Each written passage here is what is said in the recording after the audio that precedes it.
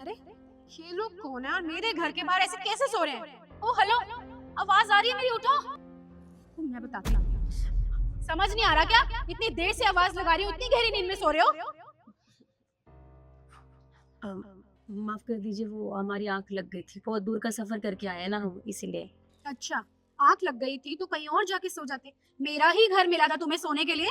Ma'am साहब, वो हम कल ट्रेन में बैठे थे कल सुबह, और आज सुबह यहाँ इस शहर में उतरे हैं स्टेशन पे। अब हम इस शहर में किसी को जानते भी नहीं है। हम एक पता ढूंढ रहे थे, ढूंढते ढूंढते थोड़ी थकान हुई, हम यहाँ बैठ गए और बैठे बैठे कब आँख लग गई पता ही नहीं चला हमें। और तुम लोगों को मेरा ही घर मिला था सोने के लिए, और ऐसा कौन सा एड्रेस ढूंढ रहे हो जो तुम लोगों को नहीं मिला? वो लक्ष्य यादव। लक्ष्य यादव? तुम लोग जानते हो उन्हें? जी हाँ, वो इनके छोटे भाई है और ये इनके बड़े भैया है। जी, क्या आप जानती हैं लक्ष्य यादव को? कहाँ रहता है वो, कुछ पता है आपको? अरे जहाँ आप लोग नीचे बैठ के सो रहे थे ना, ये उन्हीं का ही घर है। फर्स्ट फ्लोर पे रहते हैं वो। क्या? अरे देखो, आंख भी लगी तो हमारी कहाँ पे लगी? हमारे भाई के घर के नीचे। तो आप हमें लेकर चलिए ना, हम उनसे ही मिलने आए हैं, हम उनसे मिल लेंगे। हाँ हाँ, क्यों नहीं, आइए ना।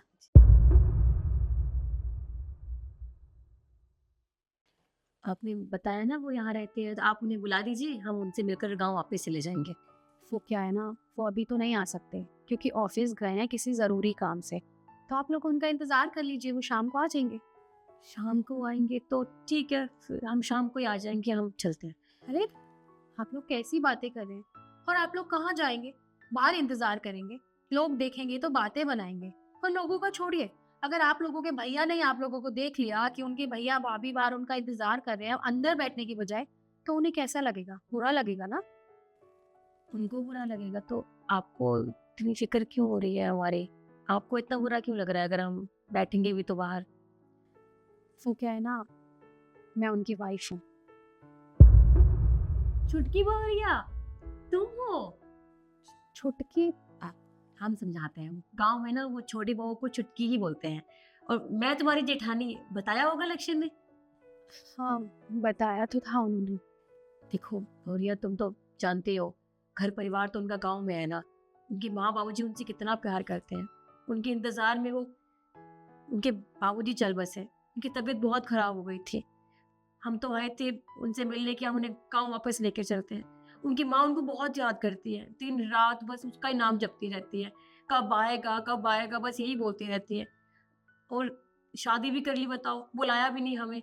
छोटे मुंह कोई बोल तो देता कम से कम, गांव में किसी को पता ही नहीं था। और यहाँ पता चला कि उसने शादी कर ली है। देखो, है तो तुम्हारे अपने ही ना, गांव तो तुम्हारा ही है, तुम बचपन से ही वहां रहे हो। ऐसे तुम बिना बोले शादी कर लोगे? ठीक है, तुम पढ़ाई लिखाई कर रहे हो, शहर में रहना है तुमको, तुम रहो। उनके माँ बाबूजी ने कभी मना भी नहीं किया। पर इस तरह से बिना बताए शादी कर ली, उनसे बात भी नहीं करते वो। और तुम जानते हो, वो तो अपने पिता की देहांत के बाद उनके क्रियाक्रम पे भी नहीं आए।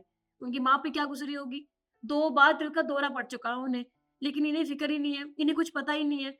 हमें भेजा है यहाँ बात करने के लिए कि गाँव लेके आए उन्हें, उनसे बात कर लें। पर उनका अब पता चला है कि वो यहाँ रहते हैं और शादी-वादी सब कुछ हो चुका है।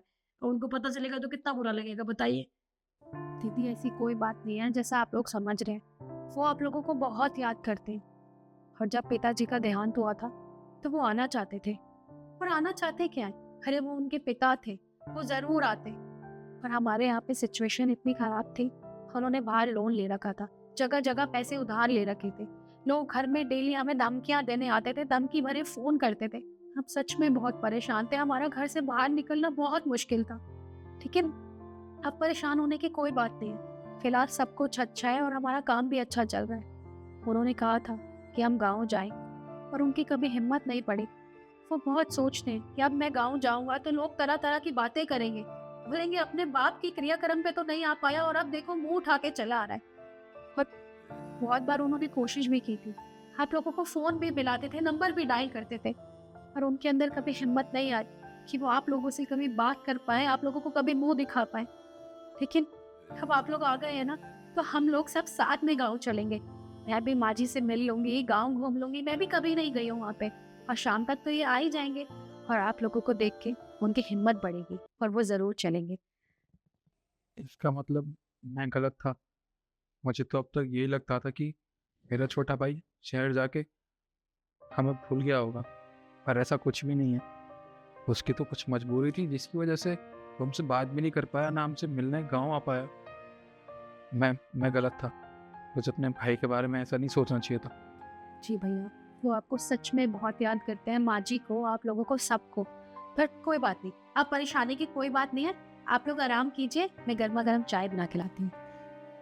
ठीक है।